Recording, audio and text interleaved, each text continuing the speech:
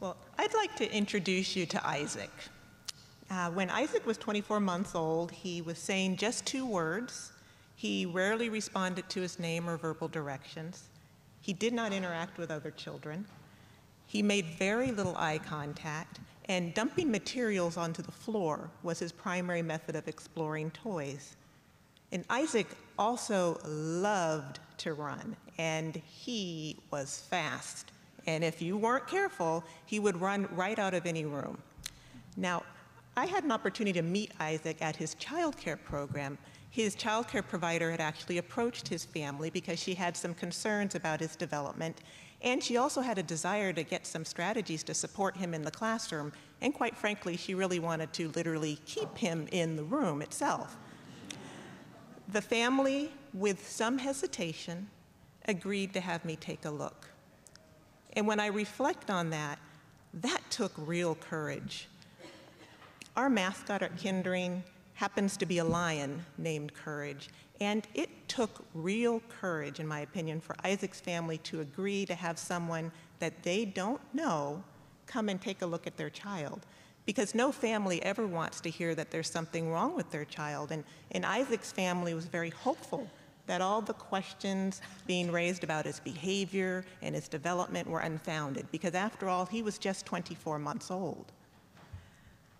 I will say that there were many tears shed during the next conversation with Isaac's family, because among other things, I was recommending that the family come to Kindering for a comprehensive developmental evaluation, and this was not at all what Isaac's family was expecting to hear.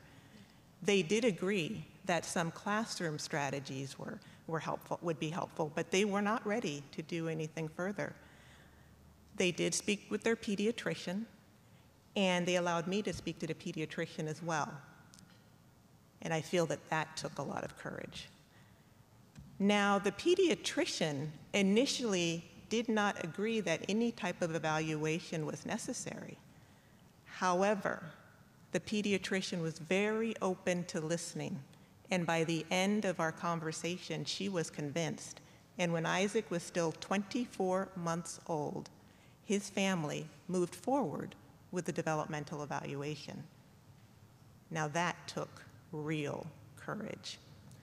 Now I will say that Isaac did qualify for early intervention services in a team consisting of a special educator, a speech and language pathologist, and an occupational therapist, provided services both at his childcare and at his home until he turned 3. And while Isaac continued to qualify for special services after he turned 3 and transitioned into the school district, I will say that Isaac made some tremendous gains. Just want to share a few highlights for you.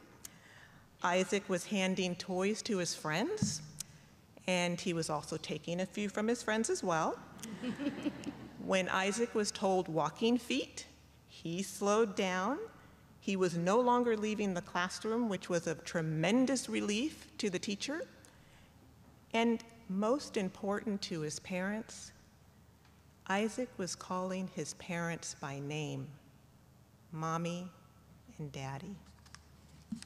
So Kindering reaches out to infants and toddlers in a variety of settings, and this is just one story. It's a success story.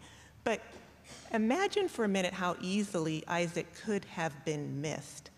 You know, the child care provider, she recognized the differences in Isaac's development. She shared her concerns with the family. She knew who to contact, and she reached out for assistance. And I think as an early care and education consultant, that one to me is significant, because so many times I see when I go out to a child care, I've found out that that child has been asked to leave several different settings, and these are children before the age of 5. So the fact that this did not happen was really courageous on behalf of that child care provider.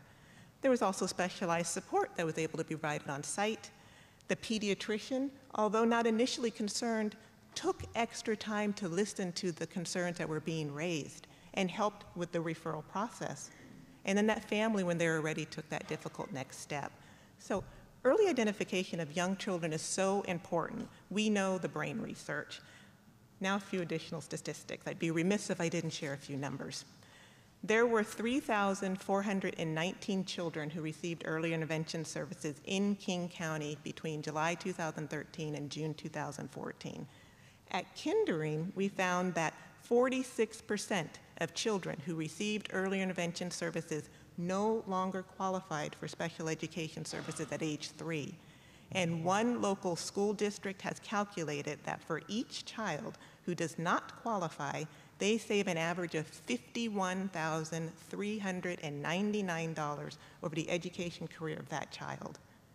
Early identification and early intervention organizations such as Kindering are an essential part of the early learning continuum.